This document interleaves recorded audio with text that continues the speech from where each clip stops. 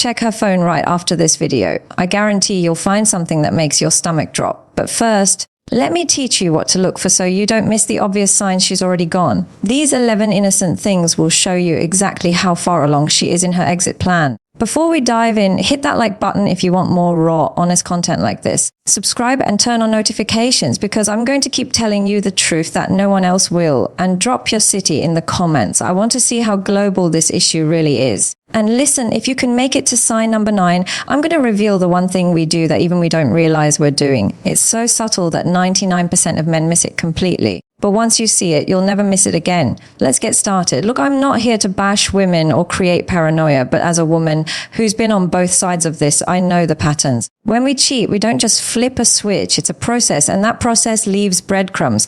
Today, you're learning to spot them. Sign 1, the phone flip. She suddenly starts placing her phone face down. Now, this might seem like the most innocent thing in the world. Maybe she's just trying to be more present, right? Maybe she reads some article about digital detox, but here's what you need to understand. This is actually the most innocent looking change that screams guilt. Think about it. She used to leave her phone face up, notifications visible, maybe even asked you to check her messages when she was busy cooking or driving. Honey, can you see who texted me? Was a normal request. Now it's always face down, always, even when she's just going to the bathroom for 2 minutes, even when she's taking a shower and the phone is on the nightstand. Even when you're both watching a movie and there's literally no reason for privacy. From a woman's perspective, we do this because seeing his name pop up while you're sitting right there feels like betrayal in real time. It's not about hiding the phone itself. It's about hiding the emotional reaction we'd have if he texted. That little smile that creeps across our face, that quick heartbeat, that moment where we completely forget you exist because someone else just made our day better. And here's the psychological truth. When we flip that phone face down, we're creating a physical barrier between our two worlds. The world where you exist and the world where he exists. We're compartmentalizing. And that phone position is like a little wall we've built. But here's the twist that'll drive you crazy.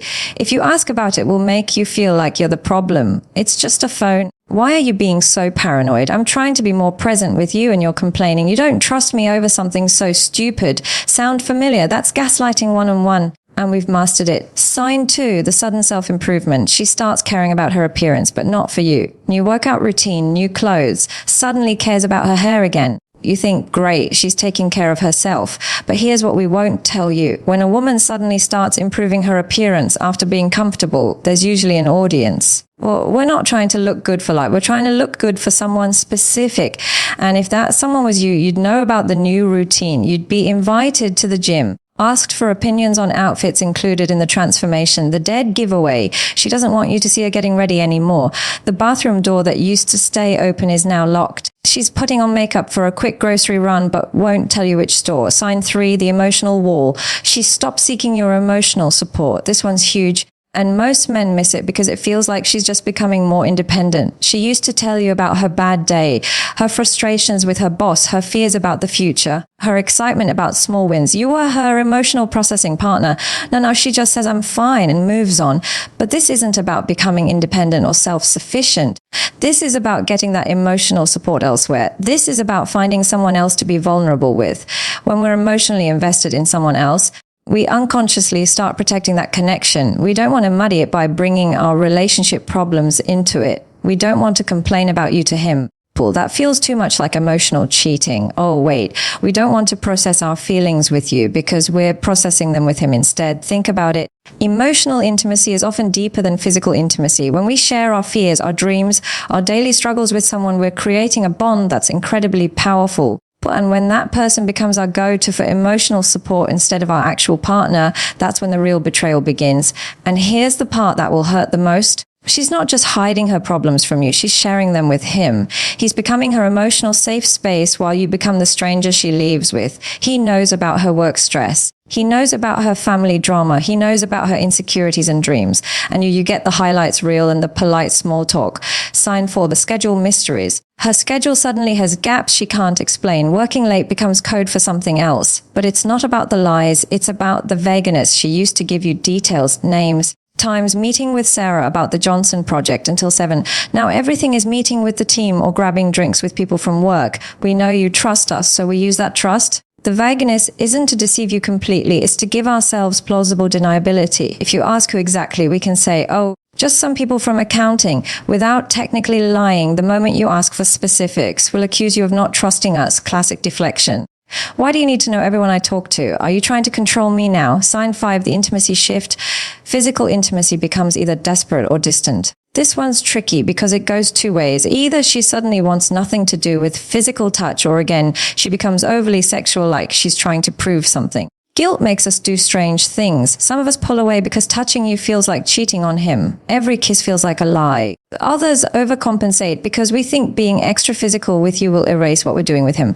Both reactions come from the same place, a guilty conscience, and you'll feel it. The desperation or the coldness. Neither feels like love anymore. Sign 6, the new vocabulary. She starts using phrases, references, or jokes that aren't from your shared world. Suddenly, she's saying things differently, referencing movies you've never watched together, using slang that doesn't match her usual speaking style, or telling jokes that sound like someone else's sense of humor. This happens because of something called linguistic mirroring, when we spend intimate time with someone. And I mean emotionally intimate, not just physically. We start unconsciously adopting their speech patterns, their phrases, their way of expressing ideas. We don't realize we're doing this. It's completely subconscious. His jokes become our jokes. His way of saying things becomes our way. His favorite expressions start rolling off our tongue. If he says that's wild instead of that's crazy, suddenly we're saying that's wild too. If he has a particular way of describing things, we start describing things that way. It's psychological bonding at its most basic level. We mirror the people we're emotionally connected to. And when that person isn't you anymore, if you point it out, she'll say she picked it up somewhere but can never remember where. I don't know. I heard it at work. I think someone on TikTok was saying it. I think I read it somewhere. Because admitting she picked it up from him would be admitting there is a him. Pay attention to changes in her language. New phrases that don't sound like her. New ways of expressing old ideas. New references that don't come from your shared experiences. Language is a window into our inner world. And when that inner world includes someone new, the language changes too. Sign 7, the defensive mode. She becomes defensive about things that never bothered her before. You ask about her day and suddenly it's, why are you interrogating me? You mention that she seems different lately and it becomes, you're always criticizing me. You ask who she was texting and it's, you don't trust me. Everything feels like an attack to her because she's living with constant guilt and the fear of being discovered. When you're cheating emotionally or physically, every innocent question feels loaded. We're so hyper aware of what we're hiding that we project suspicion onto your normal curiosity. Your how was your day becomes, are you checking up on me? In our guilty minds, you seem stressed becomes, you're analyzing my behavior and our paranoid thoughts. This defensive response is actually a psychological defense mechanism called projection. We're feeling guilty, so we assume you're suspicious. We're hiding something, so we assume you're investigating. We're being deceptive, so we assume you're being interrogative. The more defensive we get about small things, the bigger the thing we're actually hiding. If asking about lunch plans makes her snap, she's not really angry about lunch plans. If wondering why she's working late makes her accuse you of being controlling, the working late isn't the real issue. And here's the manipulation part. We turn your reasonable concerns into character flaws. You're not asking valid questions. You're being paranoid. You're not noticing changes. You're being critical. You're not seeking connection. You're being needy. We flip the script so perfectly that you start questioning whether you're the problem. Sign 8, the friend circle shift. She mentions new people, but never invites you to meet them. Suddenly, there are new names in her stories. Work friends, gym buddies, people from her yoga class, friends from that new hobby she picked up, but somehow you never meet any of them, and she never suggests bringing you into that world. This is bigger than it seems. Throughout your relationship, you've probably been integrated into each other's social circles. You know her friends, she knows yours. You get invited to work parties and social events. You're included in group texts and weekend plans. That's what healthy relationships look like, shared social worlds. But now there's this whole new social ecosystem that you're not part of. She talks about these people like they're important parts of her life, but you've never met them. She goes to events and gatherings that you're not invited to. She has inside jokes and shared experiences with people who are strangers to you. We create these separate social worlds because we need witnesses to our lies. We need people who know us as single, available, or unhappy in our relationship. We need a social group that supports the narrative we're building about ourselves. We need friends who don't know you exist or who think you're the problem. But we can't let you into that world because you'd see the cracks in our story. You'd notice that we talk about you differently to them than we do to you. you'd see that we're presenting ourselves as someone we're not when we're with you. If she's really making genuine new friends, why doesn't she want to share them with you? Why is this the first social circle in her entire life that you're completely excluded from? Why does she get uncomfortable when you ask about meeting them? Sign 9, the subconscious slip. Okay, this is the one I promised you, and it's so subtle that even we don't catch ourselves doing it until it's pointed out to us. Listen carefully to her language when she talks about the future. Really listen. She used to say when we buy a house, or we should plan a vacation next year, or we need to start saving for retirement. The language was inclusive, collaborative, partnership-oriented. Pull. Now listen to what she says. When I get my own place, or I want to travel more, or I need to figure out my finances, or I'm thinking about making some changes in my life. Do you hear it? The shift from we to I, the move from inclusive language to individual language.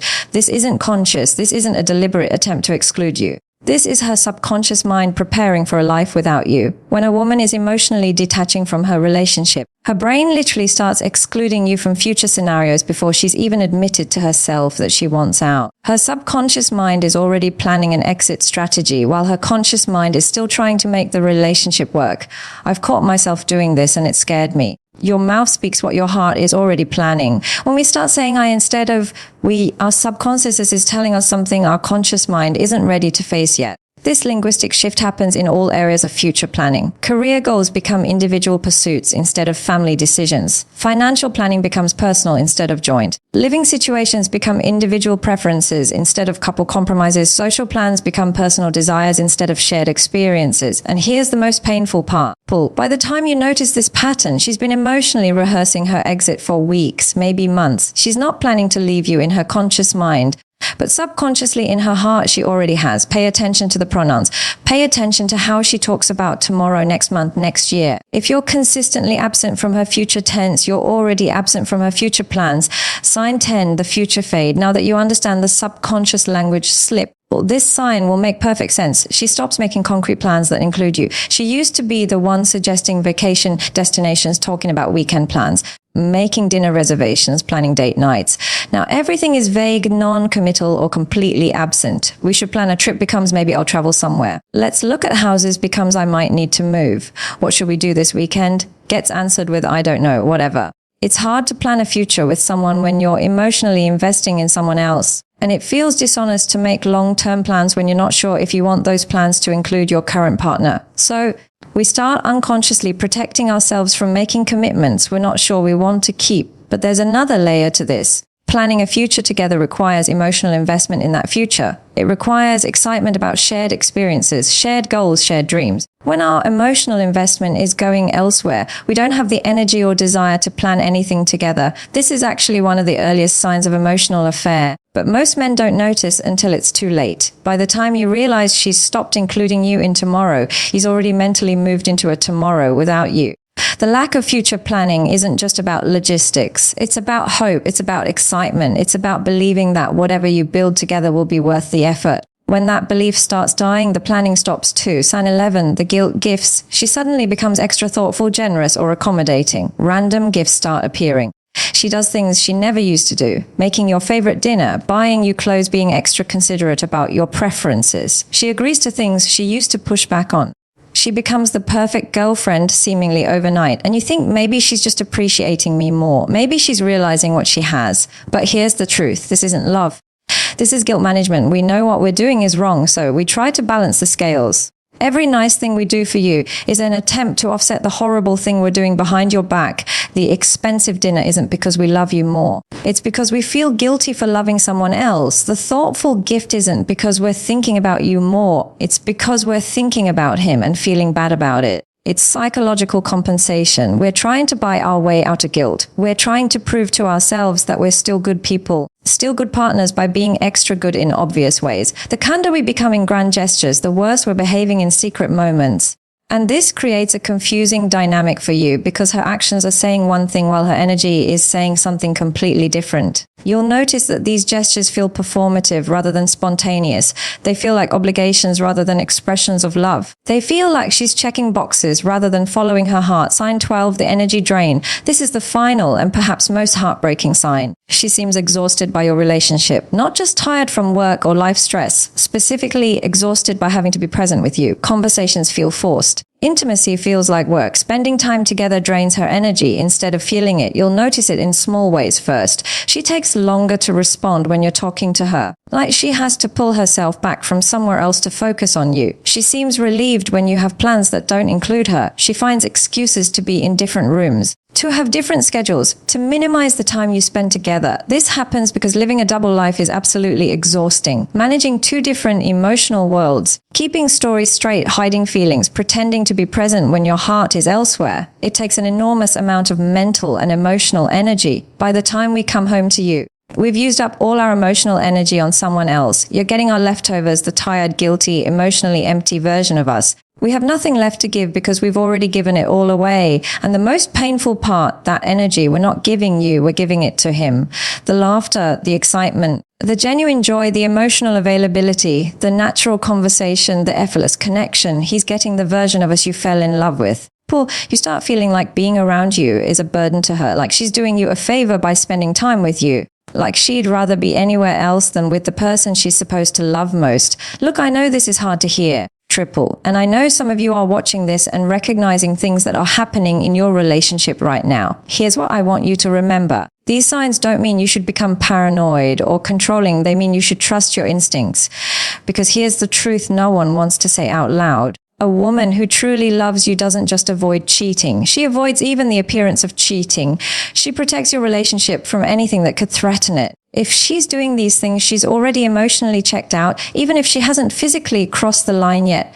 You deserve someone who chooses you every day, not someone who's auditioning for her next relationship while still in one with you. Don't ignore the signs. Don't make excuses for behavior that makes you feel crazy. Trust what you see. Subscribe for more honest content that no one else will give you. And remember, you don't need closure from someone who's already emotionally gone. You need courage to choose yourself. You're worth more than being someone's backup.